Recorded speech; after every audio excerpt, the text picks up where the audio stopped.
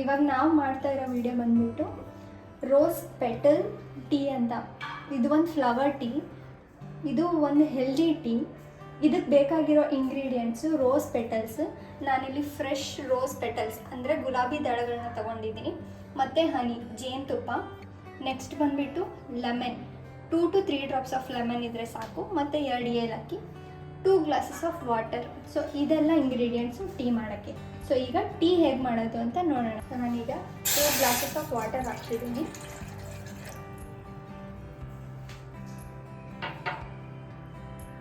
ಇದ್ರ ಜೊತೆಗೆ fresh rose ಪೆಟಲ್ಸ್ನ ನಾವು ಬೆಳಗ್ಗೆ ನಮ್ಮ ಗಿಡದಿಂದ ಕಿತ್ವಲ್ಲ, ಸೊ ಆ ಪೆಟಲ್ಸ್ನ ನಾನು ತೊಗೊಂಡಿದ್ದೀನಿ. ಇದನ್ನು ಚೆನ್ನಾಗಿ ತೊಳೆದು ಟೀಗೆ ಉಪಯೋಗಿಸ್ತಾ ಇದ್ದೀನಿ.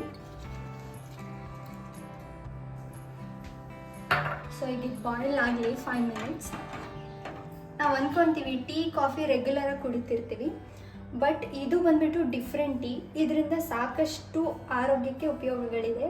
ಸೊ ಇದರಲ್ಲಿ ಆ್ಯಂಟಿ ಆಕ್ಸಿಡೆಂಟ್ಸ್ ಇರುತ್ತೆ, ಮತ್ತು ಆ್ಯಂಟಿ ಏಜಿಂಗ್ ಪ್ರಾಪರ್ಟೀಸ್ ಇದೆ. ನಿಮ್ಮ ಸ್ಕಿನ್ನಿಗೆ ತುಂಬ ಒಳ್ಳೆಯದು, ಹಾರ್ಟಿಗೆ ತುಂಬ ಒಳ್ಳೆಯದು. ನಾವು ರೆಗ್ಯುಲರಾಗಿ ಕಾಫಿ ಟೀ ಕುಡಿಯೋದಕ್ಕಿಂತ ಈ ಥರ ಟೀ ಕುಡಿಯೋದ್ರಿಂದ ನಿಮ್ಮ ಬಾಡಿನೂ ಹೈಡ್ರೇಟಿಂಗ್ ಆಗಿರುತ್ತೆ.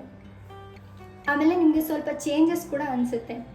ಇದರಲ್ಲಿ ಯಾವುದೇ ಕೆಫೈನ್ ಇರಲ್ಲ. ನೀವು ರೆಗ್ಯುಲರ್ ಕಾಫಿ ಟೀನ ಆದಷ್ಟು ಕಡಿಮೆ ಮಾಡಿ ಅಂತ ನಾನು ಹೇಳ್ತೀನಿ.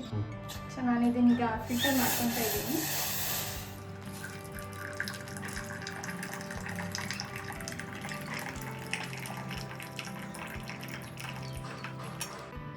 ನಾನೀಗ 1 ಟೇಬಲ್ ಸ್ಪೂನ್ ಆಫ್ ಹನಿ ಅಂದರೆ ಜೇನುತುಪ್ಪನ ಹಾಕ್ತಿದ್ದೀನಿ. ನಿಮ್ಗೆ ಸ್ವೀಟ್ನೆಸ್ ಬೇಕಂದರೆ ಆ್ಯಡ್ ಮಾಡ್ಕೊಳ್ಳಿ, ಇಲ್ಲ ಅಂದರೆ ಪರವಾಗಿಲ್ಲ.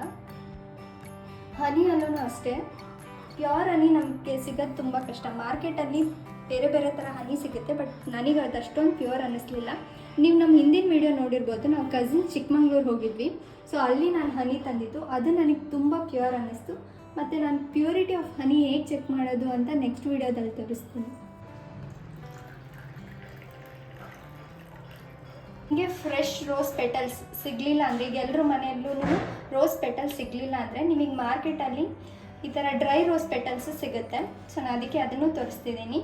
ಇದನ್ನು ಕೂಡ ನೀವು ಉಪಯೋಗಿಸಿ ಟೀನ ರೆಗ್ಯುಲರಾಗಿ ಮಾಡ್ಕೊಬೋದು. ಈಗ ಬ್ಯೂಟಿಫುಲ್ ಆಗಿರೋ ರೋಸ್ ಪೆಟಲ್ ಟೀ ರೆಡಿ ಆಗಿದೆ. ಸೊ ಬಿಸಿ ಬಿಸಿಯಾಗಿ ಕುಡೀರಿ, ಹೆಲ್ದಿ ಆಗಿರಿ. ಈ ವಿಡಿಯೋ ಇಷ್ಟ ಆಗಿದ್ದರೆ ಲೈಕ್ ಮಾಡಿ, ಶೇರ್ ಮಾಡಿ, ಮತ್ತು ನಿಮಗೆ ನಮ್ಮ ಕಸಿನ್ಸ್ ಕಲರವ ಯೂಟ್ಯೂಬ್ ಚಾನಲ್ನ ಸಬ್ಸ್ಕ್ರೈಬ್ ಮಾಡಿ.